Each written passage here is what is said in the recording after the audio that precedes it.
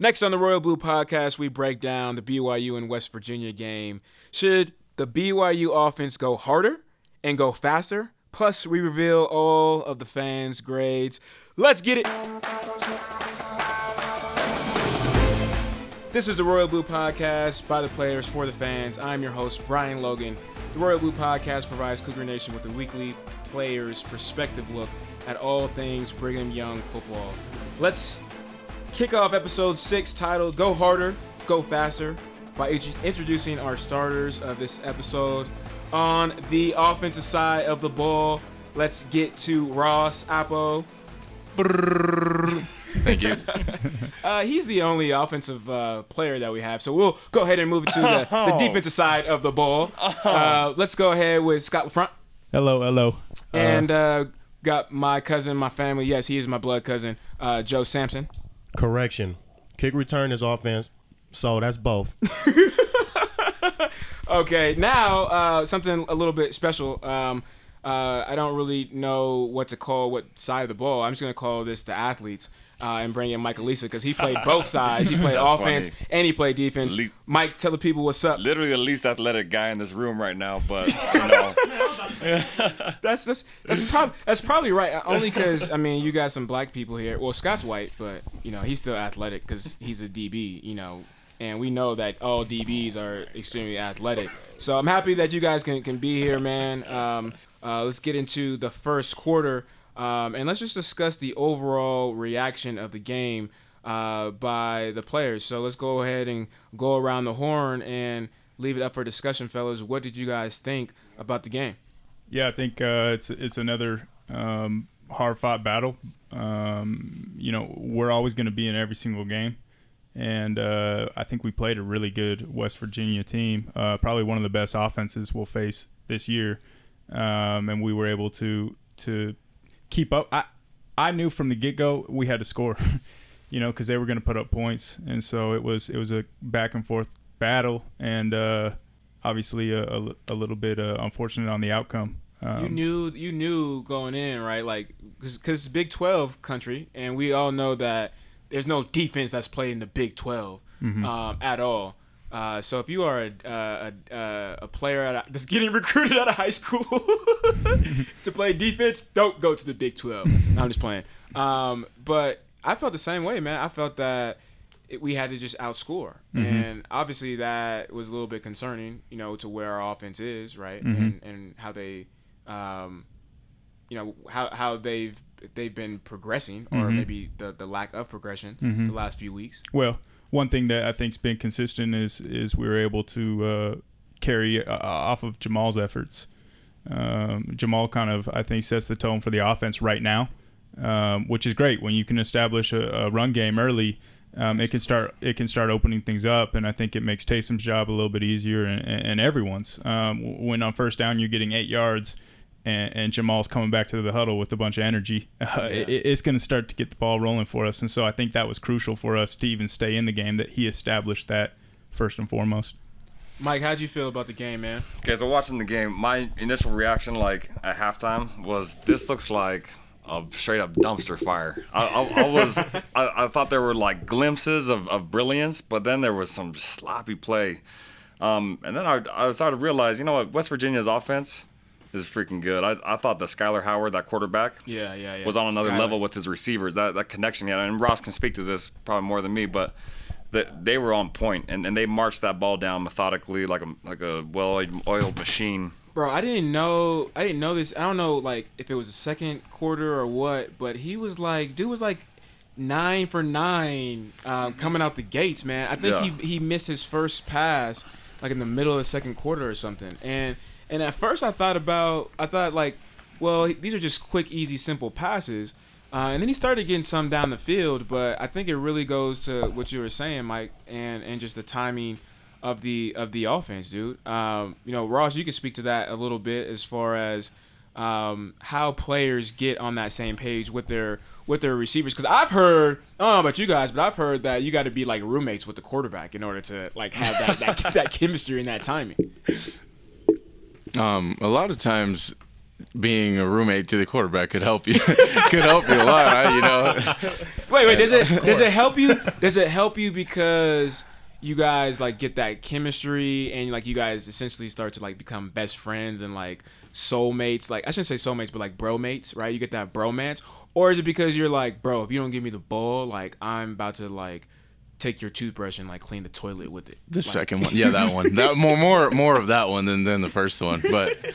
No, I think Max and Dennis were roommates, correct? Yeah. And you see how they meshed well together. And West Virginia, this was interesting because I think this was the first test for BYU, you know, to guard like a Tavon Austin or who was the other guy they had.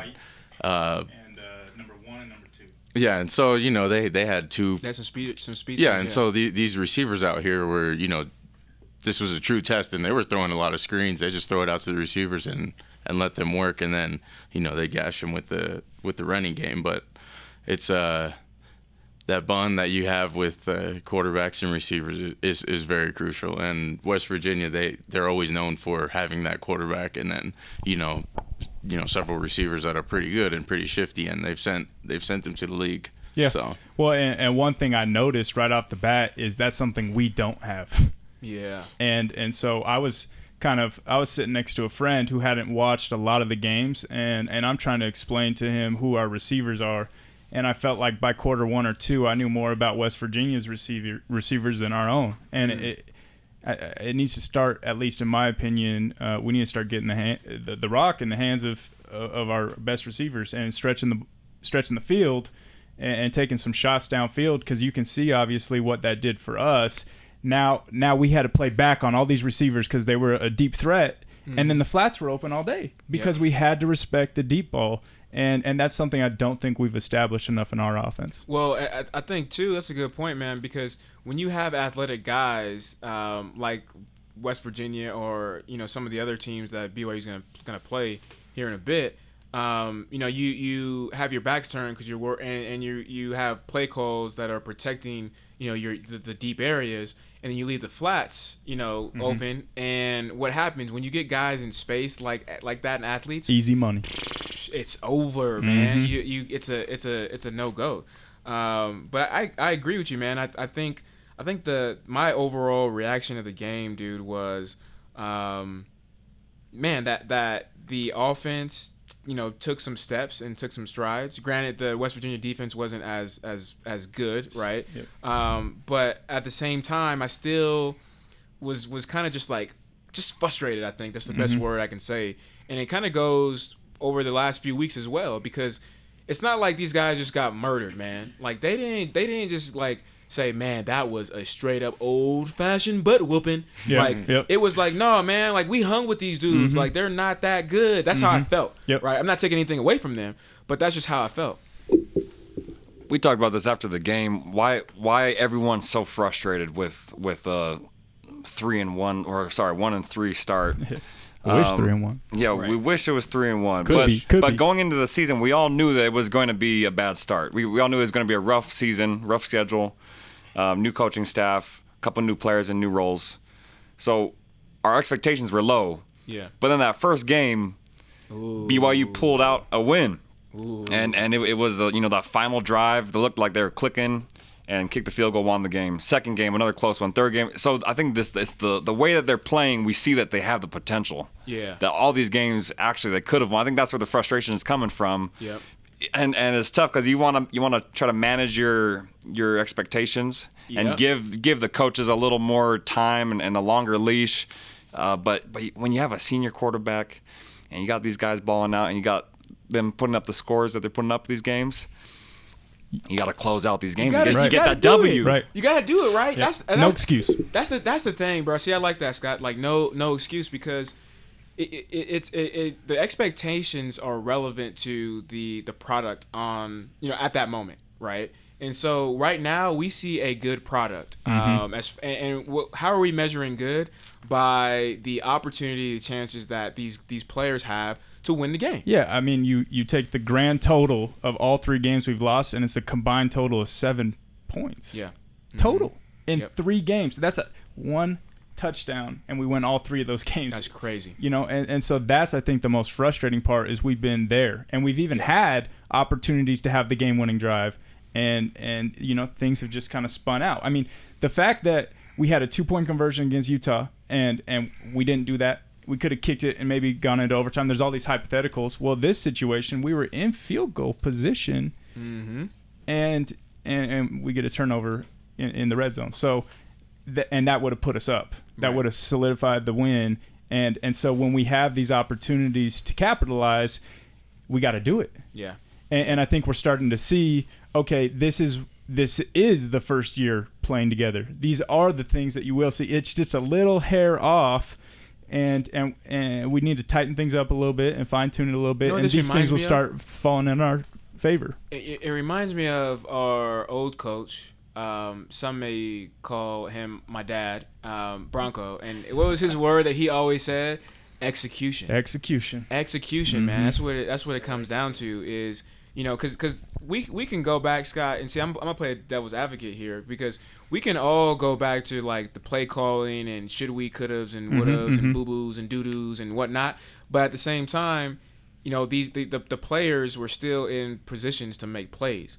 And when they don't make those plays, like grabbing a ball or making a tackle or, you know, making a catch or throwing an accurate ball, whatever the case is, if it's not done accordingly and you're not executing properly, you're not going to win, right, or come out on top. Right. And so there's got to come a point where you can start to execute. But like a lot of fans really they don't know what that means, right? And I was sitting back thinking last night, like, dang, these guys just got to execute. Guys just hearing Bronco, like, execute. Like, we would have nightmares, bro, like, execution. So to you guys as players, like, what does that mean, but how can you execute, right? How do you execute on certain plays?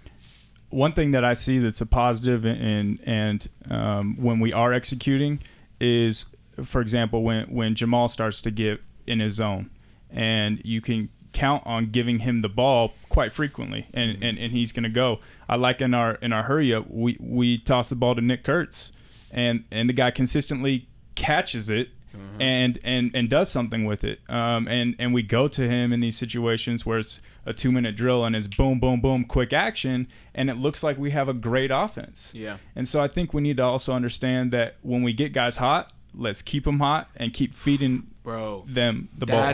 That's a great point, man. It's like basketball, right? Like if it's Kobe or whoever, Jordan, like, just keep feeding them. Mm-hmm. There are 2 players. So there are a lot of great players on this team who work hard consistently. You know, when I'm watching the film, watching them play, they're going balls to the walls.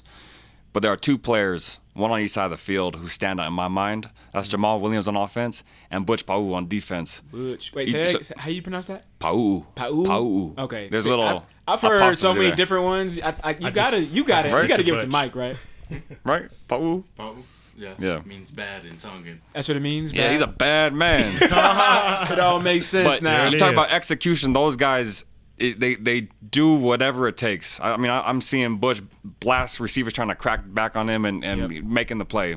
No excuse, getting it done. Same thing with Jamal. I mean, you don't miss a play. You watch them every single play. That's how you play football. Yeah. They're doing their job 100%. Not trying to do extra.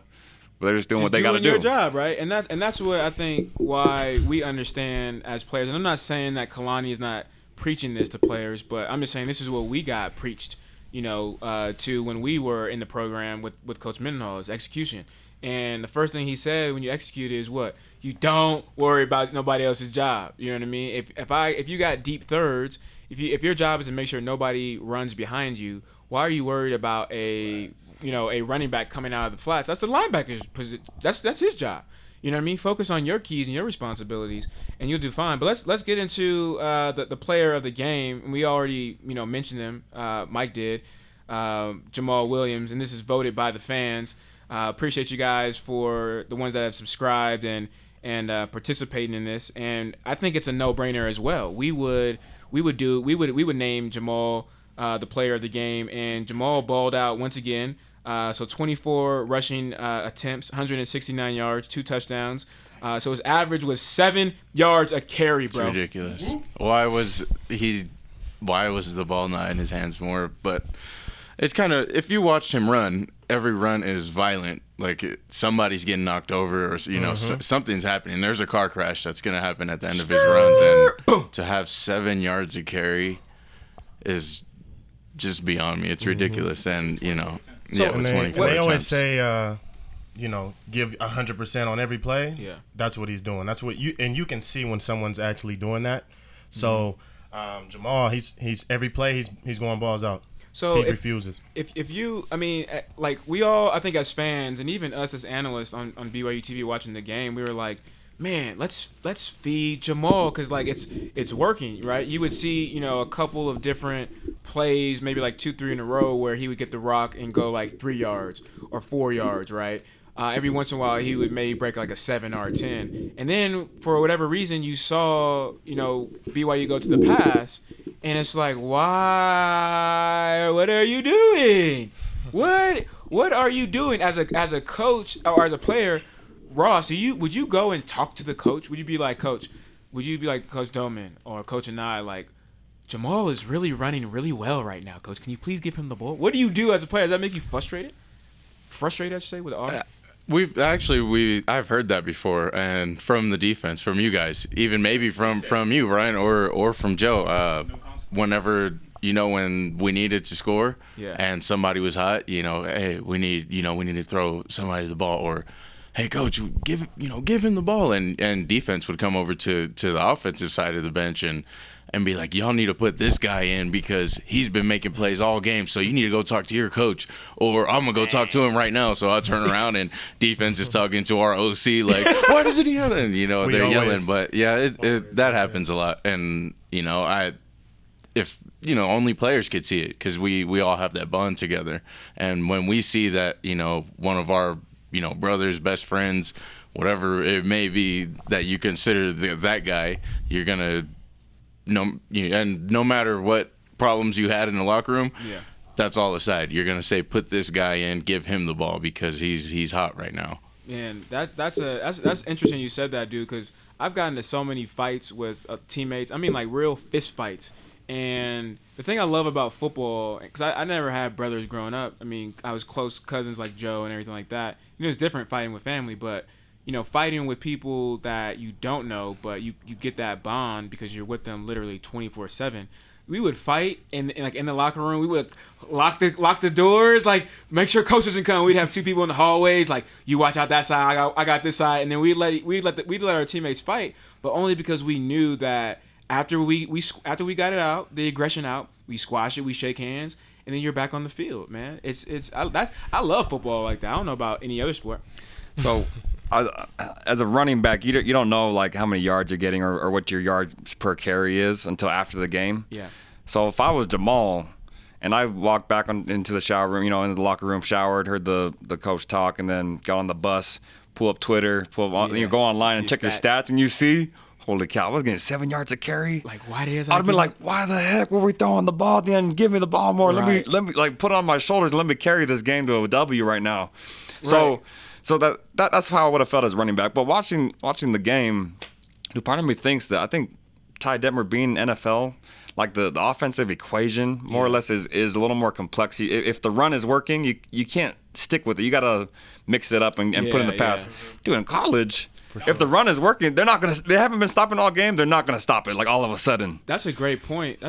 Mike, because you got to – I think where you got to get – I think where you got to get frustrated, where people get frustrated is like, or maybe even blame like Ty's a first-year offensive coordinator, and then other people are like, well, he's a great like offensive mind, like it shouldn't really matter. But that's a great point because I've always seen player or teams make adjustments after halftime. You know what I mean? It's like once, never in the middle of a series or a quarter or anything like that. It's always been after halftime. That's why you see like these blowouts, and then you hear these great comeback stories because they've adjusted, right? And then it's like, I need another halftime, but it's only one halftime, right? Florida State always does it in football. So man, great stuff, guys. That's the end of the first quarter. Coming up in the second quarter, we break down the performance of the offense in a little more details. So we gave you guys our overall thoughts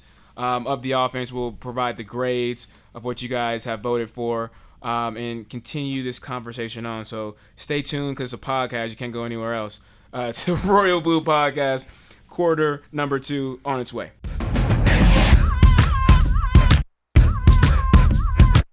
Welcome back to the Royal Blue Podcast by the players, for the fans. We are now entering into the second quarter of the show, and we'll start off by going a little bit deeper into the offensive side of the ball. So we asked you, the fans, to give us your grades on the overall performance, and the fans have graded that the overall performance of the offense was a B. I was kind of surprised by this, man. 63% of the fans said B. Overall, 5% said A. 32% said C. Nobody said D or F, which is very, very interesting. What would you guys give the offense for their grade? Yeah, I think B is I would give them a B minus. B minus. I think for sure it was our highest scoring game of the season. Put up the most points we ever have all season. So that was promising. I think the turnovers were what gives me the B minus there.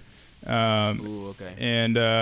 And so for me, I think you have Juergen's tip pass that was a little high, whatever you want to call it. Yeah. You have Jamal's fumble, which was crucial. Yeah. Potentially Taysom's, but we recovered that, and then obviously the interception at the end of the game. Yeah. Those, if you can eliminate, I think we win the game by a bigger margin. Oh yeah, 100%. By a big margin. Well, I mean, you look at 14 points off of those turnovers. You take away 14 points, and what do you have, right? BYU wins the game. Oh, you take away that one pick six that takes them through the flats, and we win the game. And you take away that pick six against Utah, and BYU wins the game and as BYU well. wins the game. So I gave BYU offense a C, because as a running back, I went through a time when I had like butterfingers. I was I don't know what was up with my brain, but I was fumbling the ball. It doesn't matter how good you are, how fast, how strong, how many stats you have. If there's no ball security, if you give the ball to the other team, you shouldn't be playing. So ball security is number one. BYU wasn't holding on to the ball this game. That's why offense is a C. I mean, yeah, there were a lot of yards, put up a lot of points. Most points they put up this season, but ball security. 3 turnovers. I think too many. I think you probably. I mean, a lot of fans said too. 32% of the fans said C as well. But I think it goes back to what you're saying, Mike. Like, yeah, this is the first time we've seen like some of the explosive plays, and we see a lot of points that we haven't seen in a while. So I think as fans, we got all these butterflies. Like, oh my God, the offense is back! Yay! But that's how it should be. Yeah, right, and it really should be that way. But I think that may, kind of blind us as far as like the actual details and what happens, because I do feel like the offense, somewhat. I mean, if you look on paper, lost the game. At the end of the day, I mean, I think me and Joe and Scott will say that the defense lost the game because the defense doesn't score and the other team doesn't win. But the fans really, the questions that they have for us as players is what's the deal with all of the tip balls? I'm a defensive guy, but as far as a tip pass, I think that's all concentration. You might be worried about a defender coming to hit you, whatever it may be. I think you're just not fully concentrating on catching the ball when it's something like that. So, I mean, sometimes, of course, the quarterback, the touch might be a little off. It just depends on what's going on out there. But I think it's mostly concentration. So Ross and I both caught passes from 2 different quarterbacks, Jake Heaps and Riley Nelson. So Ross, James Lark. And James Lark. But between Jake Heaps, Christians, that season when there was the QB controversy between Jake and Riley, whose passes were harder to catch and whose passes were easier to catch? Jake, right? Just in general. Jake's were harder. Were they harder to catch? Jake's were a little more difficult just because of the speed. Right. Yeah. Right. Riley threw a really soft ball. I mean, I'm not talking about touch or anything. It was just the velocity of the ball was not as much as Jake's. Right. So it was just a little bit easier to catch Riley's ball. Well, and that's what you saw sometimes, right? Over the past few games where, Taysom's trying to throw a 5-yard route and it's like blazing at you. You know what I mean? Like, but Ross, I mean, is that Taysom's fault? Or at the end of the day, like, I understand the rule is if it's catchable, like if it's in your circumference and your radius and it touches your hands, both hands, like you got to catch it. Bottom line. Yeah, that's true. I don't know if the DBs understand that, if you really understand that. But, yeah, that's exactly. Hold on, you're not talking to me. You're talking to Joe and Scott. Yeah. No. I've been having picks. I've been having interceptions, man. That's exactly I return kicks. Enough said. You know, with the quarterbacks and receivers, you know, there has to be throwing like every day, you know, in practice, after practice, before practice, you know, anytime you have downtime there, you know, some throwing, some film, something together. And, you know, Taysom, he's always been good at that, which is why it's kind of hard for me to understand why there's no kind of like identity, I guess, to the offense besides, you know, let's hand the ball off to Jamal because we know he's going to get yards. But, like, I couldn't even tell you who the leading, like, you know, outside receiver is. It's or Nick Kurtz. You know, but I think what you're saying is I think Taysom's having an identity crisis himself. I think that he's not sure if am I supposed to run or should I wait back and find someone who's open. I think one play that I saw that reminded me of the old Taysom is when he jumped over those guys and I saw him get juiced. I saw his eyes kind of get big. You know when he used to score and he would turn around and kind of fold his arms and he would swag out, yeah. Yeah, he hasn't done that at all this season. It's like he's almost like an old man taking care of this team, like he's the father of the team. I'm like, you need to be a young buck, bro. You need to be like fiery and jumping over people and doing everything and being aggressive. Look, Scotty, you are real talk right now. I guarantee you, no one wants to see that Taysom more than Taysom. Right. But age happens and injuries happen, and you can tell his legs are not the same that they used to be. And speaking to your point real quick, just back to the passing, I'm not excusing the receivers for those drop balls that were maybe a little higher, a little to the outside, and were fast. No excuse for the receivers. They got to catch those. I'm only saying that does increase the difficulty of catching those balls. Yeah, that's it. Yeah, no, I think I agree with you, man. Like I got a lot more interceptions in practice against Riley compared to Jake, and I'm not gonna lie. I'll be a little honest. I may have dropped a couple of Jake's passes here and there, just during the lasers. Right, I kind of helped, and I mean dropped on purpose because I kind of helped out the quarterback competition a little bit. I may have to cut this one out the podcast, but no, man, I definitely agree with you, even as a DB.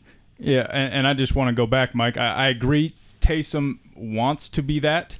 And just going back to that, I myself, I went through 3 ACL surgeries through my college career, and each time you're hardwired. Once you've experienced that injury, you are hardwired to then, hey, I can break. Yeah. I can stop. For me, at least, to recommit after even my 3rd ACL, it took a lot of mental therapy. I had to tell myself to trust this situation. And if I wasn't going to be able to do it, then I need to hang up the cleats. Yeah, that's and so the thing I'm not saying Taysom should hang up the cleats. I think he has it within himself, but he needs to go reckless. I think he needs to say, "Hey, listen, this is my last shot. We've lost 3 games. So what do I have to lose here?" And just go. You make a good point, man, because I was saying that when I was watching. Once he jumped over 2 dudes and he almost he spun around, he almost caught his feet to score.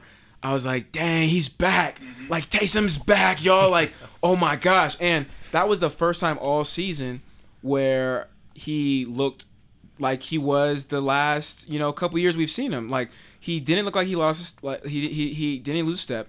He was quick, he was explosive, and I was like, man, where you been at, bro? Like, where has it's that? So I think we know he's there. I think to Mike's point, he looks like he's been playing like injuries have happened, but I think that play and even for the rest of the game, because you saw he started swagging, right? He didn't even think he was gone.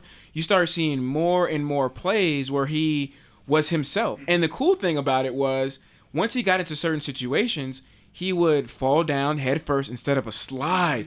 Before this game, he was sliding, but he was taking his time. He wasn't as explosive. Get 2-3 yards and then slide. Now you saw him with 5, 6, 7 yards, getting out of the pocket, scrambling, explosive, and then sliding headfirst. So still being safe, but still able to show his athleticism. Right, and I think maybe that has a little bit to say with why Ty was going with the pass at the end of the game to win, because Taysom was getting hot, and he was getting confident. Goes back to what you said, Mike. And so feed the ball, feed the person, right? Yeah, exactly. And so I think maybe that had a little bit to do with the play call. And if Taysom was able to close that out, I think it would have solidified that he was back. And so it's unfortunate that hasn't happened. I think he still has some work to do. There's still some cobwebs that he's got to clean out, I think, in order to be the real Taysom that we know he is. Well, I mean, he had 101 yards. People always say, like, he had over 200 yards. Like, what? But, I mean, Taysom did too, which is a great stat for a quarterback. But it was 101. So, yeah, I mean, I'm not taking anything away from it. But, I mean, he definitely, I think, is getting more comfortable, at least from the running side of things. So let's get to the fans' questions, man. And one of the big questions was, a couple of crucial interceptions on tip balls. How do we know, and this is going to go back to a little bit of the conversation, how do we know which ball is Taysom's fault, the quarterback's fault, or which ball is is it the receiver's fault? I think it's easy if you just look at a replay. If it hits the guy's hands and bounces off, then obviously it was the receiver's fault, because no matter what speed the ball is coming, if it's coming end over end, if it's a curveball, a knuckleball, it doesn't matter. If it hits your hands, obviously you're gonna be held accountable for it. Just the same. It could go the other way if you catch the ball. Everybody's gonna be all happy, but you tipped it up in the air, and I've had a bad situation like that where the ball had tipped up and the defense had picked it off, and when you watch the replay, you can just tell whose fault it was. It's obvious. So, well, and let's get specific on the two balls at this last game. Yeah. There's the one off Juergens' hands, and then there's the interception at the end of the game. And I would say this. I would say Juergens, I love him. He's got great hands. He's a great athlete, work hard, all that. When you're throwing a ball on the seam, you got to clear the linebackers. So it's got to come a little bit higher. Yep. And then it's got to come on a line, because you got to get it in front of the safeties. Yep. And so, there's a reason why in the NFL they draft guys that have certain body types. That's true, man. And so with Juergens, we know it's a smaller target, but Juergens always makes up for it. Dude, the guy comes down with most balls, and this one just it was just a little bit outside of him. I think Taysom put, with any other size receiver, I think it's on the money. Yeah. And then if we look at the last one, I really think that it's a situation where Taysom gave his receiver a chance to make a play. Yeah. And okay, should we tell him not to do that? Nope. No, I think you throw it up there. He has a DB that's showing his back, and Taysom says, hey, it's coming, so get your body in position to go make a play, and it didn't happen. But I don't – you can look at it for what it's worth, but I'm happy he gave our guys a chance to make a play. Scott, that's a good thought there, because that's the exact same thing that Tanner Mangum did against Boise State, throwing it up to Juergens in the end zone. Yeah. Right. He wasn't aiming; he just tossed it up and let the receiver go get it. So, you're right. I think that was a freshman mistake, lack of experience. Was that what's his name? Number 88, right? Yeah, I don't know his name either. Hefo. That's right. True freshman. Hefo. Lemon Hefo. Really fast, really athletic, but lack of experience of seeing where the ball is going to land and getting your body in position to get it at a high point. Well, so after the game was over, our producer for BYU TV and Countdown to Kickoff and the postgame show, and I'm just gonna give him more of a shout out, and he's the host for BYU Sports Nation, Jerem Jordan. He said, I wonder if BYU really misses all the receivers, last year. And we started going into a conversation. It was pretty cool.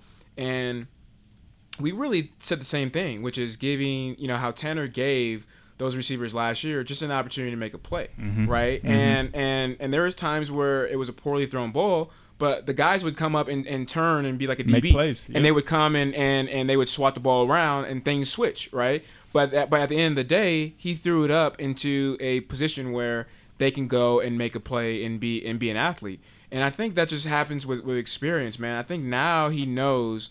Hefo knows, okay, when I see this ball, if I'm in this situation again, I need to stop, square up with the ball, go up at the highest point, and come down with it. So I mean, it's learning. It sucks that you have to learn this right now, right? You know what I mean, and not like already have this. But this is the difference between having and the benefit of having a senior receiver or a freshman receiver. Yeah, and I think in that situation, you got to go to your senior big man receiver. Ooh. I think you got to just say, "Hey, Nick, I'm giving you a chance," rather than putting it in the hands. Go ahead. I'm just saying. Hey, Hold Mike, on. what do you got? What do you got? Time out. I got to hit Mike. Mike making all these expressions. Go ahead, Mike. Locker room talk. Look, dude, I like Nick. I like Nick a lot. But for a senior receiver, why are we not seeing more out of him right now? Yeah. That's all I'm saying. I mean, he's a good player, got good hands, great athlete. I need to see like more separation from Nick and his DBs. He makes a good point though, man. Like I understand what you're saying, Scott, and the fact that he's a senior, he has the most experience. But to me, at the end of the day, and Joe could probably speak to this as well because we have the same philosophy and mindset on it. I'm gonna just bring up the stats real quick. Go ahead and bring the stats up. Because I got the official stats in front of me. Because numbers don't lie. All right. We know. Numbers do not lie. Moroni has been targeted more than any other receiver with 26 targets. He has 15 receptions. It's a 57% reception rate. Okay. Nick's right under him with 25, and he's received 18. He is a 72%. Okay, the closest to him, I think, is a 66%, and that's Jamal, who's had 9 targets and 6 catches. So as far as production goes and percentage, the amount of targets and receptions he's got, he's actually the most proficient receiver that we have. And I think that he should be targeted more. He has more yards than any other. He's our leading receiver. I got to disagree with you there, man. This is why I got to disagree. See, numbers don't lie, ladies and gentlemen, but this is why we don't 100% like to go off of just straight hard facts. There's certain areas where you can be gray. And when you look at that stat, what you said with Jamal, right, that's 6 out of 9.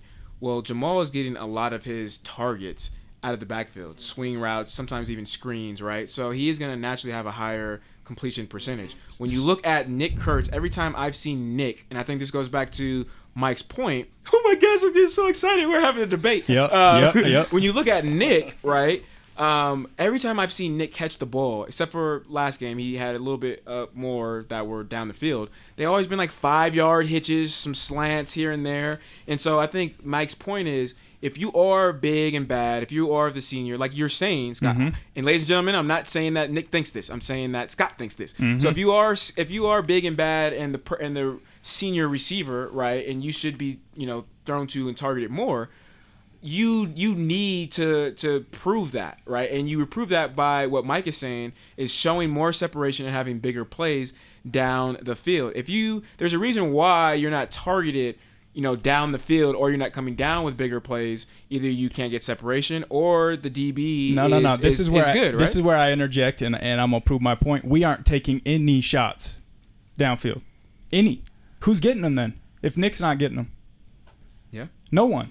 That's what I'm saying. I'm saying Nick can be that guy, and our offense is not calling those plays. And then also what you said about Jamal is, he should have a better percentage coming out of the backfield. But guess what? He doesn't. Nick has a better completion percentage than even Jamal, who's getting easy balls.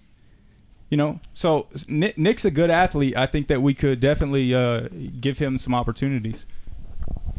Now there's a lot of things here. So Taysom he's a vet at this. He knows his receivers.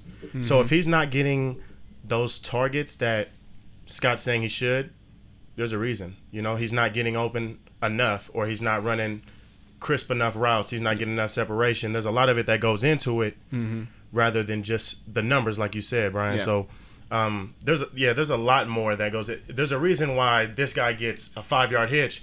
When Cody was a senior, Cody Hoffman, I'm 100%. The quarterback is going to throw it to him if it's third and long. They're going to throw it to him, no matter what the situation is, because we know that he's going to make something happen. He's going to get some separation. He's going to do something, or he's going to make a spectacular catch, whatever it may be. So that's where I disagree with that.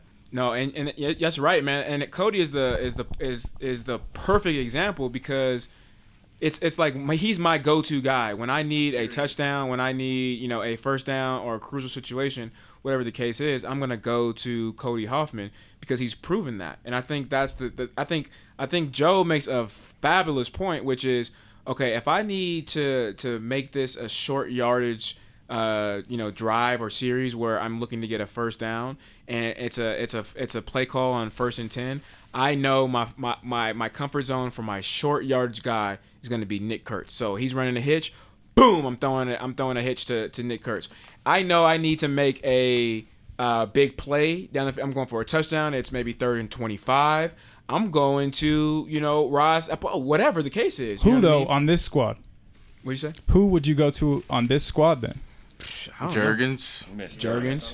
I'm just. No, that's why. Even last year it was saying. Mitch and Jerks that you would go to. Right. Yeah. And so I'm saying I think that Nick can develop and be that guy if we give him opportunities. He has 75% completion, and to be honest, it's a matter of giving him a chance. We haven't tried to develop that Cody Hoffman relationship with any of our receivers yet. We don't, and that's what's killing our offense. We just don't have that option.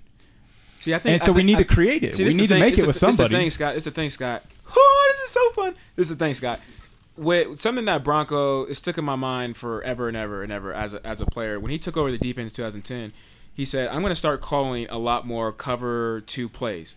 The reason why is because we have cover 2 corners. What that means is you guys are very athletic in space. You guys are physical players. You guys can tackle. I can blitz you off of the edge. I can do all these things and to put you in situations that really relate to your skill sets. Right. And your skill sets just happen to work the best in cover 2 situations and scenarios. When you're in cover 3 or cover 4 and you have to worry about deep routes and whatever, that's when you guys don't succeed as much. I'm not saying that you suck at deep routes. Maybe you, Brian, because you're 5'6". He really said this. But that's I want as a coach. My job is to put you in the best situations to be successful. And so, if you are okay, an average player at going and getting a deep ball or a ball that's 20+ yards, why would I do that when you really excel at getting 5 yards and 8-yard hitches and catches? I'm gonna put you in those type of situations where you can excel. And I think it just goes back to coaches being. Playing chess, bro. Like when you're a head coach or a director of a department or a CEO, it's just puppets. It sounds so bad, but it's puppets. It's like, okay, I got my marketing guy, I got this guy that's doing this, I got that guy that's doing that, and that's all it is. And the coaches and the bosses and the CEOs that know how to direct and put the right puzzle pieces together at the right time. Usually, history shows us that they are the most successful within their entire organization, and a football team is just an organization. Mm-hmm. So I haven't seen any receivers yet on this squad really identify themselves as the front runner, as like Ross and Cody were with the skinny post, go deep. Yeah, the top end speed. You can just throw the ball and they burn their corner and get the ball for you. So I think that there are some guys on the team that can do that, but I don't think. Us or the coaches have seen anybody really establish themselves as that guy. Yeah, man, this is good stuff, dude. I'm excited, Scott. We got to go to halftime, bro. Hey, last thing that you guys can all listen in on is Nick actually 20+ yards, has 3 receptions. There's only one other receiver that has one, and so as far as the deep threat goes, he's showing the most consistency there. All I'm trying to say is let's start to develop that kind of relationship with our receivers and stretch the field and start opening things up more for Jamal to run and balance the offense. That's the only thing I'm trying to say. I'm not saying Nick Kurtz for Heisman. I'm saying let's start to develop that in our offense and balance things out a bit because we don't have that option currently. You wasn't saying Heisman. You was definitely saying Player of the Week, though. Yeah. Yeah. All right, we're going to halftime. So that's the end of the first half of Episode 6. Go harder, go faster. Coming up in the second half, we head to the royal blue side of the ball, the defense, obviously, to answer your questions. But first, as always, go ahead and enjoy this halftime show that is sponsored by Rocco's Big City Deli. I will never stop like a marathon in Boston. Don't get it confused, cause I never feel exhaustion. I will take your... Rocco's Big City Deli, downtown Provo, subterranean sub shop for over 25 years. Located at 18 North University Avenue, across from the new Temple. Head down to Rocco's and mention the Royal Blue Podcast and get some coupons, get some discounts of all of your favorite foods.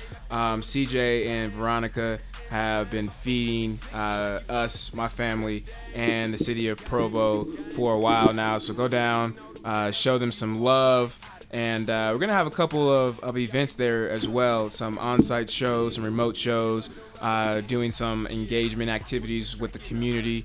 And they're all about people, man. They're people, if that makes sense. So CJ, Veronica, appreciate you guys for all that you do for the city of Provo and for my family and for the entire community. Got so many bars that you thought I was a criminal. Rap it till my head is off. Homie, I will never stop. Welcome back to the second half of the Royal Blue Podcast. By the players, for the fans. Have you ever wanted to choose the topics for your favorite show?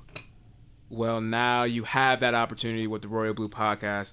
All you have to do is go to our website, www.theroyalbluepodcast.com, and click on the subscribe button at the top of the page, and we'll send you weekly surveys, questionnaires, polls, all that good stuff to help fuel the conversation. So go and subscribe now if you want to be a part of these topics. So let's go ahead and get into the third quarter by talking about none other than the defensive side, the dark side of the ball. So we asked the questions to get, we asked the fans to give us their questions of what they wanted us to talk about. And the biggest thing really is missed tackles. How do you guys improve your missed tackles? Yeah, I think that was a huge concern.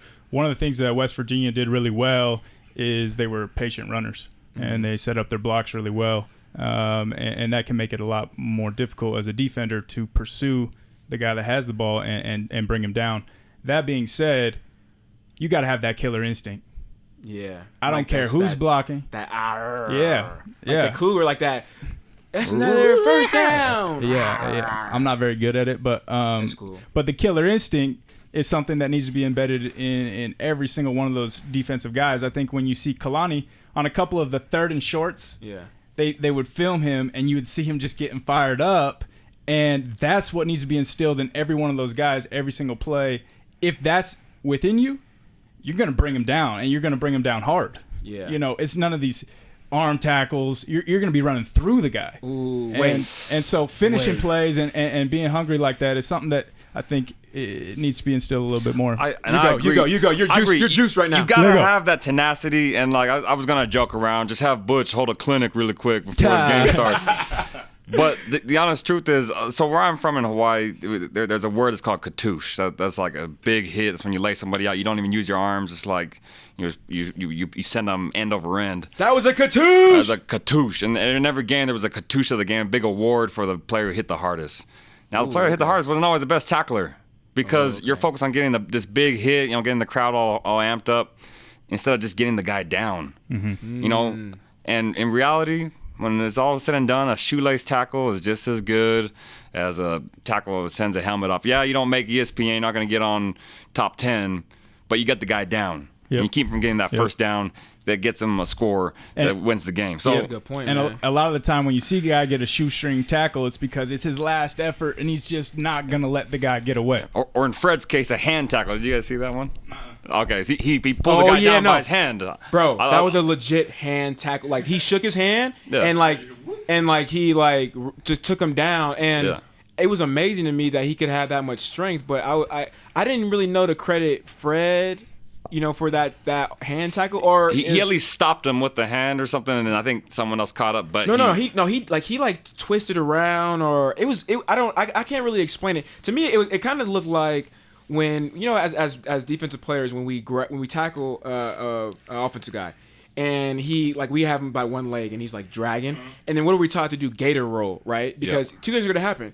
I'm either gonna tear your ACL or you're gonna go down. You're gonna stop fighting me, right? Stop resisting. So I think it was kind of the same thing with Fred. He had his hand, and he started kind of doing that gator roll. And I think the offensive player just said, okay, I don't want to get hurt, pull my shoulder out. But again, the offensive player should probably lift some weights or something, bro. Like, I would be embarrassed. You can't yank your hand right? free. Like, give me my hand back, punk. Like, you're not taking me down. I've never seen a hand tackle right? until that game. That's what I mean, Fred man. Warner. But so I mean, I'm gonna play devil's advocate here, because maybe this is like a pick on Scott LeFrandt day. Let's go. Because all right, don't act. Okay, careful what you pray for. So yeah, I just went deep right there, huh? So I think you're right. You got to have that mentality and be tenacious. But can you do that? Can you do that, Joe, if you are sucking wind? Because there are so many times with West Virginia that they were going hard and going fast, right? And what happens? You get winded, so you can't really do. What can you do, man? Like, if I'm running like 5 plays straight, and you only went front, gained a total of 15 yards, but you did that in like 30 seconds, and I had to go and reset every time. That sucks. Yeah, I mean, it's tough to do it when you're super tired. Your focus might go from, usually you're looking at the hips, now it might go to you're looking at his face. Then you might get shook, something like that. It really happens. So it's all focus and concentration, maintaining that. But a lot of tackling, what a lot of people don't realize is your teammates also. So you got to trust that they're coming at the right angles. That way you can position yourself to make the play if it gets to where you should be. Ooh. You know what I mean? Yeah. So, like, for example, a corner, you using that sideline, you got to know, if he tries to get around me, I'm going to make him try to get around me. Yeah. Like, it's a mind game type thing.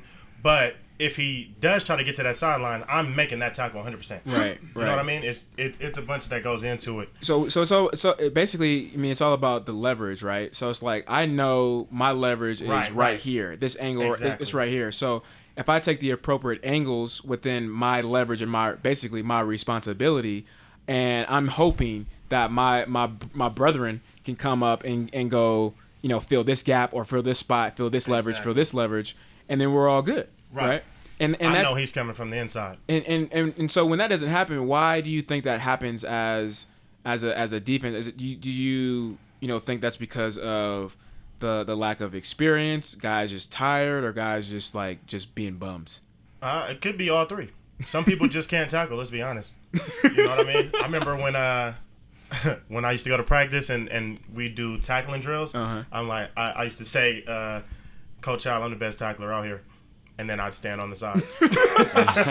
But it's for real, just some people just don't know how to tackle. So it's a mixture of everything. You might lose focus from being fatigued, whatever it may be. But wouldn't you, I mean, like, Mike, at this level, like, if I was a coach, I always say that. Me and Joe talked about this.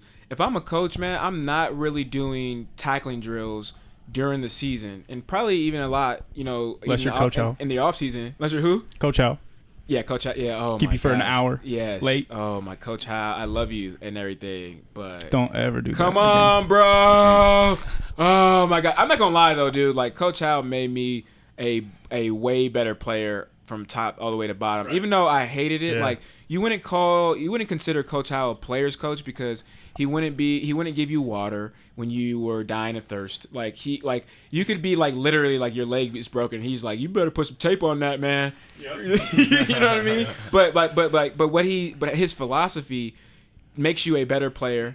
And mentally, he makes you mentally strong as well. Definitely makes you mentally strong. Which again goes back to our points. See, thank you, Coach Al. It goes back to our points, right? Of that tenacity. Mm-hmm. How could you do that if you're not tired? But if you are practicing these things in practice, while you're tired, it's nothing. That was their philosophy. And to add to that, I think that we've heard from a lot of people that practice has been a little bit more lax. Yeah. And it's more about staying healthy and keeping the joints feeling good. Yep. Are these guys in circumstances where it's you're sucking wind. Mm-hmm. You think you might die. Yeah. But actually, you got to go chase down this guy that runs a 4.2, and if you don't, actually, you lost the game for us. Yeah. Ooh. You know, and so there's a lot more on the line now, and you feel completely inadequate. You feel like you can't even move. You know, when you're that tired.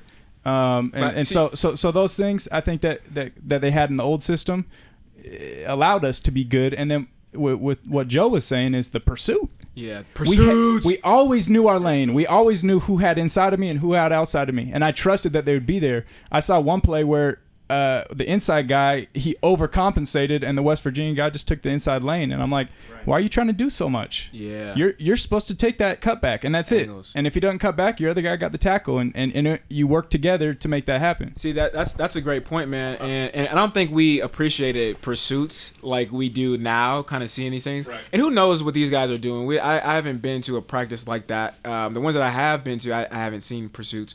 But we don't know like what's happening behind the scenes. You know, the guys are talking about the angles and things like that. But because we run these angles and pursuits, like when we're dead tired, you know, like it's normal to us at the end of or during the game in game time situations. And that was one of the fans' questions was, you know, how do you overcome, you know, poor angles and tackling? It's a lot easier to tackle with four of us, right? Like a wolf pack. Like we can go eat and hunt and do whatever we want to do. We could ride out together. But if I'm solo dolo and it's 4-2 versus 4-5, 4-2 is gonna win every single time. That's exactly my point. So you got to trust the people next to you, and everybody has to just do their job. It makes it a lot easier when it's a gang tackle rather a one-on-one in open field. You know what I mean? So that's what you're trying to prevent. Get those. You're trying to prevent that. Yeah, you want as many gang tackles as possible. Yeah. So another question for the fans, and I would just say the topics of what I'm seeing is just, you know, this was one of the first true tests of the secondary, and I would say the defense as a whole, but really I identify it as a secondary because there's maybe 4 or 5 guys that run like 4.4s, 4.3s for West Virginia, and I think you kind of saw it go bad, right? I mean, there were some big plays. There were some plays that were smaller, but because of the lack of tackling, I mean, you saw guys, turn a 10-yard hitch or a slant, whatever, to 20, 30 yards plus. If you're a coach and you understand, you know, some of the mismatches, right, going to the next few games, how do you call these defenses, you know, for your secondary? How do you help them out? Do you still continue to put guys in their face? Or do you back them up a little bit? Or do you send more pressure to help them out? Well, one thing that didn't help our DBs was we didn't have pressure. Mm-hmm. I don't think we got a sack. Just being honest, I don't think we did. And so that's something that needs to be improved upon. If we're going to go bring it, let's bring the house. And if not, let's have a blanket coverage where they can't get open. Yeah. You know, and we would see, okay, we blanket coverage them, and then they just had a small outlet on the flats.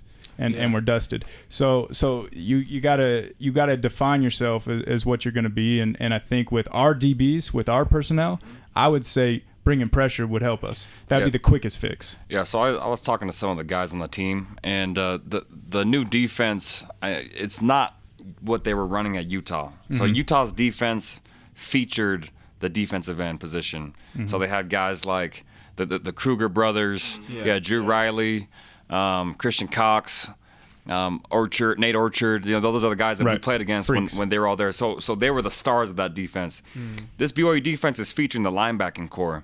So you got, and this is, I believe this is going to be the best linebacking core in BYU history. Yeah. Between Butch, Francis Bernard, and Fred Warner. Those guys are ballers. And so, yeah, I agree with the move to feature them, but it's tough when you got guys like Sai Tautu and Harvey Longy on the defensive ends playing. They're slow playing it, and they're doing delayed blitzes, and they're playing more of a contained role, which for this quarterback was understandable because he was nimble. You know, he was getting out of the pocket and running around. But he also got the ball. You want pressure on the quarterback, and so you got to figure out a way to do that better, especially with DNs that are that fast and athletic who used to play linebacker. You can really get them in there and get some hits on that QB and help out the DBs. And I think we had one that was set up perfectly where Butch did come in clean, and he went for the pump fake. Oh, he jumped. Yeah, and that was our one chance to get a nice clean one at him. To get the lick, man, because that right there, I mean, I think this is the beauty of football, and everybody reacts differently as a player.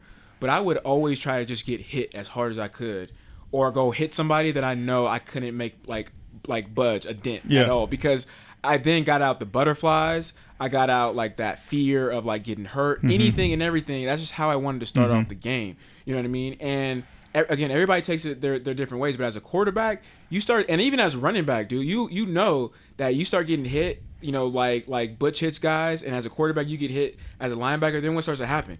You start getting a little bit nervous. Is it gonna happen again? Yep, it's gonna happen again. Like, oh man, this is a. But he was untouched. Yeah, the whole game. And I mean, to his credit, he did get the ball out, you know, fast with certain, you know, routes and things like that. But at the end of the day, man, I think to answer the fans' questions, you know, how do you help out the DBs and how do you compensate for a go hard, go fast, you know, type of offense? And I think by you know, really putting pressure on the quarterback allows for the chemistry to kind of just crumble all the way, all the above. And we all know with any offense, it doesn't matter hard or fast. If the quarterback isn't in sync for whatever reasons, you know, it's not gonna be pretty. You know, no type of movement. We kind of see that with Taysom now. So let's talk about the grades, man. We talked to the fans about you know, asking them what they want their or how they would grade the defense. They've been getting A's and B's, right, like this whole time. So the fans have voted for to give the defense a C. That's 58% of the fans. 0% said A, 32% said B, and 11% said D. 0% said F. What do you guys think? Yeah, I think you know, you don't want to be too harsh on him. That was a really No, Scott. Hey, no, Scott. Hey, we're in film right now. Yeah, exactly. So I'm talking from their perspective. But yeah, West Virginia was a talented offense, great, but we're smart enough and we have good enough athletes to game plan and be able to stop them. And so I think they did put too many points on the board.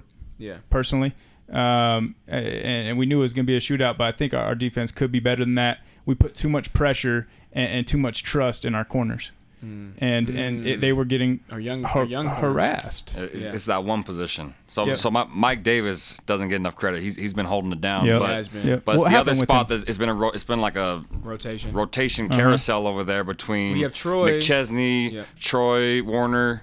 And I know Dion Lake's been in there. It's just the thing is like I'm not 100% sure if these guys are playing left or right. Or like if it's like a field or a boundary, right? I'm not 100% sure of that. So you don't really know. But I do like though is how, you know, there's like a 80-yard play and then, you know, the corners or some of the defense comes out to give them rest. I like that approach and that idea. But with that being said, you know, you don't know if this guy is going in for his specific that specific side in his position, or if it's I'm just trying to get this dude a break so the next best you know, guy that's up. But that's interesting, man, as far as putting too much love for the you know, corners. And to add on to that, me and Brian know this too well. When you're rotating corners, that is like the worst thing you can ever do. Ooh, go ahead and preach, Joe. I'm gonna give you the mic for like 10 seconds. Go ahead. That will ruin your morale. Like it brings you all the way to the bottom of. You know, the worst feeling you can ever feel is when you're taken out at corner. And to go back in, and if you're going in and out, you know, you're never going to play with full confidence. You want your corners to play with more confidence than anybody on the field. Dang. They will never be at full confidence if they're subbing in and out. Right. I did this with Preston Halley my junior year. We switched every series. Yeah. And that was hurt. I couldn't play to my full potential because I'm like, I should be in right now. I should be playing the whole game. You know what I'm saying? When we're rotating every series, now it puts a damper on me. I'm thinking about not messing up, right? Yeah, and then I'm watching the game also, and I'm like, I wouldn't have messed up on that play, or I would have made that play, or you know what I mean? So it's a mind game you're playing with your corners by switching position so much. So, yeah, that's how I feel about that situation. Another point too, I think that we can all talk about this is the game feel and the speed, and being able to really break down the players. and just the overall atmosphere. I mean, the most granular things. I think the fans will appreciate this, man, because you especially as a corner where you heavily rely on your hips and your feet. You by the first quarter, what happens? You understand the grip of the grass. I mean, the most granular details, right? Like, is it moist or is it humid? How does that affect my footing? My footing. How aggressive can I get? Yeah, there? how aggressive can I get? I mean, that alters literally everything. And if you are subbing in and out, you can't really identify that until maybe third quarter or whatever. Then if I'm playing against a guy that runs a 4-3. And maybe I'm playing smart, not scared, and I'm backing up a little bit. And I say, after getting more and more reps, I could say, oh, this dude isn't as quick or fast in short routes. And I remember playing against Ross, right? I would always back up, playing against Ross in practice, knowing that he can beat me full speed down the field. He has same speed as me, but his legs are longer. But then I also knew that where my strengths were against somebody like Ross because – quicker routes. I'm lower to the ground. I can plant easier, so I can get in and out of my breaks faster than him. Right. And you can identify that if you are rotating, especially if you're seeing multiple people. Exactly. I was gonna say, just to sum it up, you can't get comfortable. Yes. When you're rotating. Right. And with being comfortable, it's almost being able to anticipate what the offense is going to bring at you. You start to understand what this quarterback, okay, when it's a pass play, he looks at his receivers a little longer than when it's a run play. Or you start to see tendencies, but if you're in and out, you can't pick up on those as easily. Yeah, that's right, man. This great stuff, dude. Great stuff to give the fans a little bit of insights and details. So that'll wrap up the third quarter of play. Next, we will head to the fourth quarter. Pretty excited about this next little 2-minute segment, man. That we're gonna do and talk about. So that is coming up next. Thank you guys for contributing so far. We'll answer a little bit more questions heading into the fourth quarter of play. It's 4th and inches and I'm going right at them. Keep me from getting money, I won't let them. No matter their size, I'm getting by. Put the pedal to the metal. I bust right through. All that's left is the rebel. All I see is the devil. Welcome back to the final quarter of the Royal Blue Podcast by the players for the fans. If you haven't done so yet, go follow us on social media right now. Ross Apo has been doing a good job of Periscope. I think I need to go ahead and download that. But a lot of the fans get to see a little bit of taste of what we're doing right now, some of the behind-the-scenes action, which is great, man. So go ahead and follow us on Twitter, Pinterest. Yes, Alisa Pinterest, Real Men Pin Things. Instagram, Facebook, Snapchat. Oh, and I just got a LinkedIn page as well. So if you're trying to do some business with the Royal Blue Podcast, then we have that for you as well. And engage with us, through those channels, but also use the hashtag Royal Blue Show, and send us your questions that way as well. Yeah, man, doing whatever you guys want from engagement and social, where we can take in recommendations, whatever you guys want.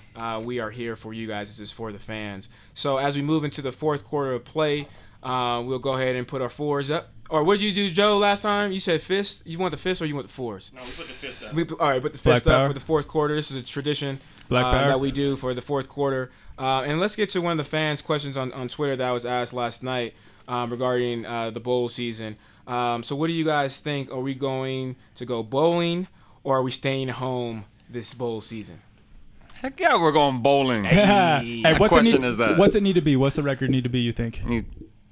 Wait, to go. You mean you need 6 wins? Yeah, you need 6 wins to go bowling. Well, six qualifies you, right? But I mean, there's times where 7 and 6 teams don't even get in. I remember in 2010 when we got to 7 wins. Well, we got to 6 wins, and we were like excited. We were like, oh yes, we're eligible. But we were like, let's get it. Let's. I mean, we don't know if we'll get in. We wish we had another game. You know what I mean? Just to shore it up. Because they may, if there's think about it, in 2010, right, you got this Mountain West team that's 6-6, and what if you had a Pac-10 team that was 6-6? Who would you probably take? Right. The benefit and the beauty though with BYU is that we travel and strength of schedule. And strength of schedule. That factors in definitely, but the fact is that the bowl committee they're about their dollars.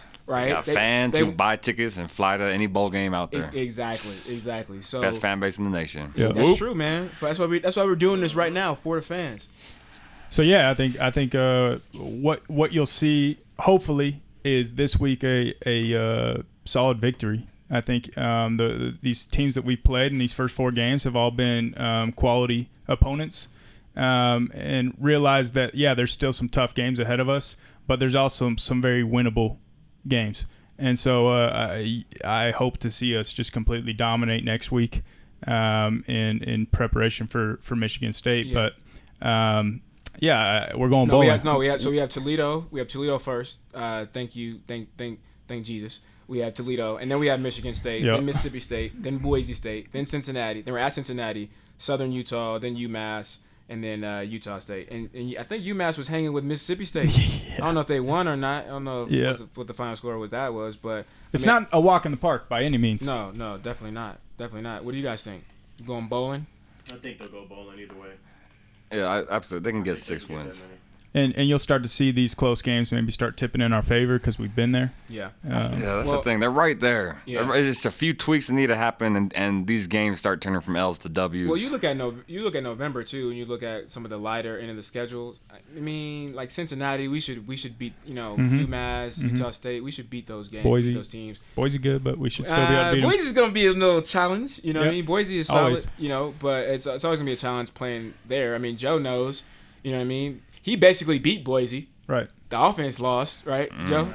Well, and we saw Michigan State. Sorry for that loss. Ole Miss did to Michigan State. I mean, Ole Miss is a great team, but BYU's been able to get up for big games like that. You never know. Yep, exactly. So, I got this next question really from a lot of the fans that I've been seeing just on Twitter and social media, and from what you guys have seen in the last 4 weeks. Is this program, this team, this season, whatever the case is, on the right track? I say they're definitely on the right track.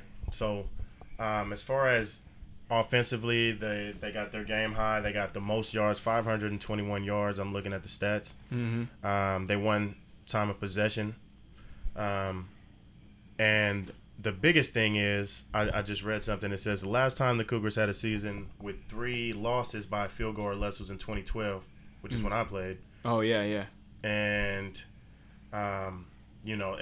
what that means is they're 1 play away from being undefeated. No, That's literally. basically what it means. We talked about it They're earlier, 1 play right? away, literally. We talked about it earlier as far as the the 2 pick sixes, right? That's literally 1 play. Right. Like, they're like 1 what play you're away saying. in all of these games. So, and these are all quality opponents we're playing. So I definitely think they're on the right track. They can only get better because it's new coaching staff. Everybody's getting used to each other. So it's all a process. That's exactly what I was going to say. This is the exact same team that going into the season, people were thinking, 1-3 is probably realistic. Yeah. But no one saw it being a 1-3 where it could have easily been 4-0. Yeah. Right. That's the thing. I mean, you said it as well as like that those expectations. You know what I mean? I thought a good season would have been 6 wins in a bowl game. I think my expectations changed now and I said it earlier. I said I think this team can win 10 games even after the loss of Utah. I think if the offense came out clicking on all cylinders, we would be good. But I still feel that way because you got to almost think and hope that you guys can that the offense can get better. Right, and not get worse. Right. You know what I mean? And I think we knew that the chemistry on the offense was going to take a little bit more time. It's a little bit more of a delicate balance to get that thing firing on all cylinders. There's a lot of different personalities and things that need to happen. But yeah, I think the fact that we've shown up with a brand new coaching staff and been in every single game, that is so promising for the future of BYU. And the fact that I've never seen actually, BYU is like our hearts just got ripped apart. Like people are bought in. People like Kalani. There's more emotional investment in this program and passion. Yeah. And it's going to start to continue to build and we're headed in the right direction. Absolutely. And just be patient with our boys. They're out there working hard and, don't be booing anybody at home. Uh-oh. So wait, time out. I got to throw a time out. All right, challenge. That's the flag right there. So I talked to Mike on our one-on-one last week about fans booing, right? Mm-hmm. How do you guys feel about that? Because I don't really care too much because I kind of thrive under like pressure and being an underdog and all that. Plus, I was just happy to be at a JC and not having to work and getting free stuff. You know what I mean? So I'm like, you could boo me. Oh, you want? I still love you guys. I got free cleats. You know what I mean? Right? Exactly. You're not messing up my free stuff. Yeah. My education. By the way, my perspective overall has shifted since we last talked. Since I've gotten more time to think about it. So, anyone want to go first? No, go ahead, man. You got the mic. All right. So, sports is show business. I get that. So if you go to a movie, you don't like the movie, you walk out. You go to see a musician play, you don't like him. Yeah. And you can boo him. Right. You paid a ticket to go watch him perform. Sports is the same way. You can boo an athlete. Here's the thing. These are amateur athletes. Yeah. They weren't getting paid. These are athletes who were like skipping out on Thanksgiving dinner so they could be with the team practicing. Right. And I guarantee you, it doesn't sting anybody as much as it stings the guy that's on the field walking with his head down into the locker room because he just lost the game, putting all that time in on the offseason in for that game. And by the way, didn't get paid. And still now he's getting booed. Right. So I think back to the pain that I felt when I would lose a game and all the time I put into that. Sacrificing time with family, friends, time with girls, like just so I could play this game I love. Right. And yes, it's show business, and yes, if you paid a ticket, if you don't like it, that you can boo, but watch it on ESPN. Not with an amateur athlete. I think if you're a fan of amateur sports, be a freaking loyal fan. I like that. Loyalty is everything. I like that, man. I like it, and I don't know, man. I just and it could be different because like I'm like kind of in like the show biz or whatever. And I think maybe I've stepped over to the other side of the line as far as trying to please, the fans. And yeah, it's a little bit more business to me, but I just think that the fans do have, a right to boo, obviously. And I don't know, man. I think I'm torn by it because I think probably 90% of the players probably feel how you feel, Mike. And David Nixon, he said yesterday about this same comment. I've been to other places and I've never heard, their fans booing at all. Let me chime in. So I was just thinking it depends on the situation you're in. Now, we went to Texas and played a football game, and we got the quarterback booed out of the game. He transferred. Oh, yeah. And this is we got him booed off of the field. And Texas, by the way, are the same fans that were greeting us at the bus. Thanks for coming to Austin. We're so happy to have you here. So classy fans booing their team. Now, and I totally agreed with their booing. They put a better quarterback in who was like third string, and they ended up beating us. Oh, you know what I mean? So it depends on the situation. That's what I'm saying. I don't know. No, it's mixed. It's kind of mixed. It is, man. I mean, I like what you said because you just brought it back to like that kind of like gray area relative situation, and I think to have the fans backs, going back to what like your story there is and going back to like the frustration and the passion, right? Like what you're saying is, I think as players and even just other fans got to understand that. I don't think no fans just hate us, right? And even if we play poorly, I don't think they hate us and they want to boo us. I think it comes down to the passion because we are so brought in. Mike, you said expectations have changed. They know that these guys can ball out. Mm-hmm. So I think that's what it is, just more of that passion. It's like, you guys are right there. Right. You know what I mean? And I think you combine all those ideas together and say, one, as a fan, you have high expectations for our team, and we hope you do. And as a player, I want to make sure that I never put our team in a situation to ever get booed again. Right. You know what I mean? I should never even allow you to be in that situation. I take that upon myself to make this happen. Yeah. Right? Now, there's two different situations. What we did in Texas was an embarrassment. Yeah. Like, y'all shouldn't even be playing D1 football with us. Like that. And they fired their head coach like that week. By the way, who was the player that made them boo? It was Taysom Hill running all over Texas defense. Taysom. Right. Yes. So there's that situation, and then we had the game and we had a chance to win, and we worked hard the whole game. We were in it the whole game. You're still in the stands with 1 second left, and you're gonna boo him?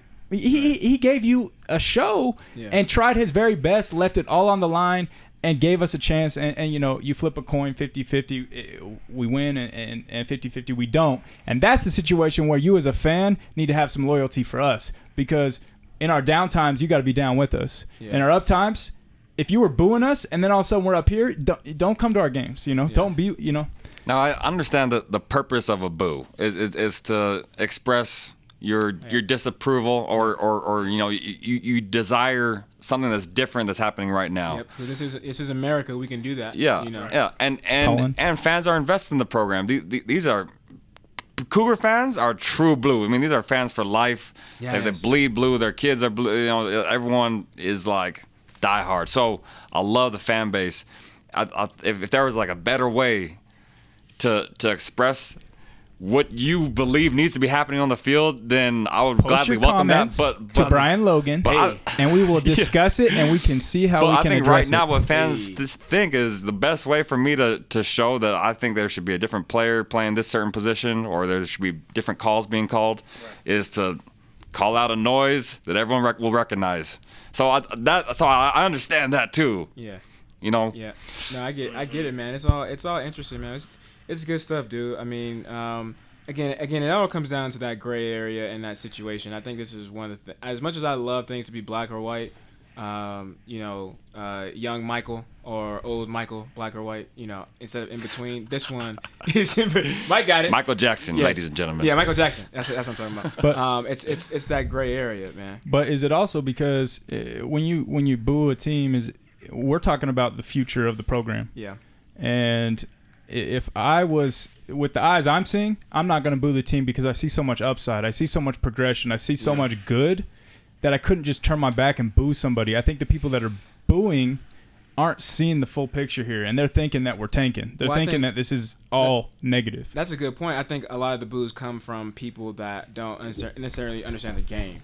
You know what I mean? And I think that's why it's easy for me to take it with a grain of salt. Right. You know what I mean? Is that do you really understand what's going on? And I'm not trying to knock fans or anything like that. I'm just saying, like, when I watch basketball or golf, I haven't even played golf yet. I play putt-putt, but golf, I don't know what's going on. So I'm like, man, he sucks. Like, he boo. But I don't know, like, the wind was approximately 37, you know what I mean? I don't know, those types of details. And, so okay, one last thing. I know we've got to move on from this point. I think players. We don't gotta do that. We can do whatever we want, Mike. It's a podcast. Oh, okay.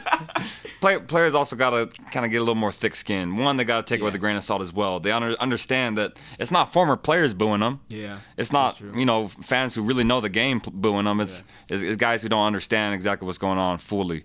Another thing is, I ran into Jake Murphy. He was committed here and then went and played at the U. I ran to him at the rivalry game. And he's like, yeah, man, these fans are just crazy. They I was trying to explain to him how they treated us when we played there. He's like, no, dude, they're like that with us too. On the sideline, the fans that are right there by our bench are cussing us out if we drop a ball like, hey, Jake, blank, blank, blank you, bro. Get the blank, So, I mean, a boo is a lot less harsh than some 4-letter words. So, yeah, I mean, you got to kind of just like, take it as it is and move on. Don't dwell on it. Don't let it ruin your night. Don't make plays. That's true. Just keep playing the game. That's true, man. That's good it's stuff.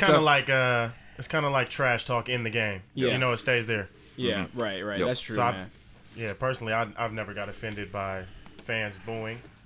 I'm happy if you made it to the end of the game. If you're still there, I'm grateful. Ooh, that's a whole nother thing that's how that I hurts. looked at the game. That actually does hurt when you see fans I looked at leaving. the game as if it's the third quarter and we're losing and everybody's gone, I'm like, okay, now that's something different. That's worse than a boo.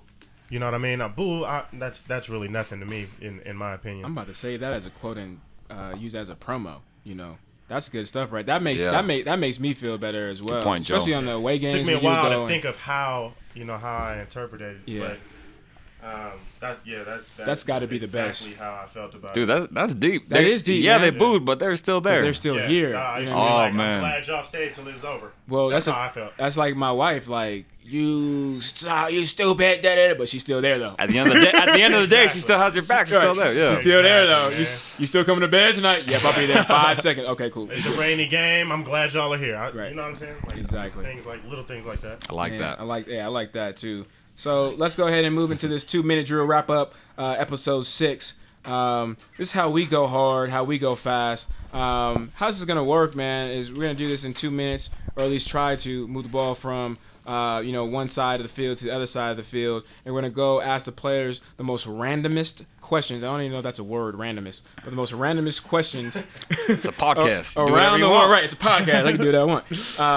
And ask the players, questions, and we'll just go all the way around the horn, and we'll see what we get from it. So without further ado, let's get to this 2-minute drill. First question. For who? We're just gonna go right here to the left, around the left. Oh, shit. Boom, boom, boom. So I'm first. Yep. Ross, you're in this too. So, will BYU win against Toledo on Friday? Yes. Next. Favorite color? Red. Justin Bieber or Taylor Swift? T-Swizzle. Boo. If you could have if you could have BYU play any college football team, who would it be? Utah again. Yup. Will BYU or will Jamal Williams break Harvey Ungla's rushing record this year? Absolutely. Wait. Okay. 2-minute drill. Okay. Kalani or Mendenhall? Super scandalous question. I'll take both of them. Okay. Rancheritos or Betos? Betos. I thought that was the same thing. Yeah. Favorite food? Pizza. Okay. If you could play for any college team, who would it be? SC. Ooh, okay. On a snowy game day, do you go with sleeves or without sleeves? I always go one sleeve One sleeve, okay. and then put Vaseline on the cold arm. Clog the pores. What was your major in college? Business management. Business Okay. Will you vote for Kanye West in 2020 for president of the United States? Jesus. Okay. If you could play any position, what would you play? Q. Quarterback? Put the ball in my hands, coach. Starburst or Skittles? Skittles. Taste the rainbow. Favorite holiday? Christmas. Christmas. That's easy. Ooh, Come on. okay. Next one right here. Okay. If you could choose to marry a cheerleader or a nerd, who would it be? Nerd. Okay. Easy. Nerd. All right. Last question right here. So I really and honestly, I feel bad, but I wasn't really starting the timer, so we probably like 3 minutes.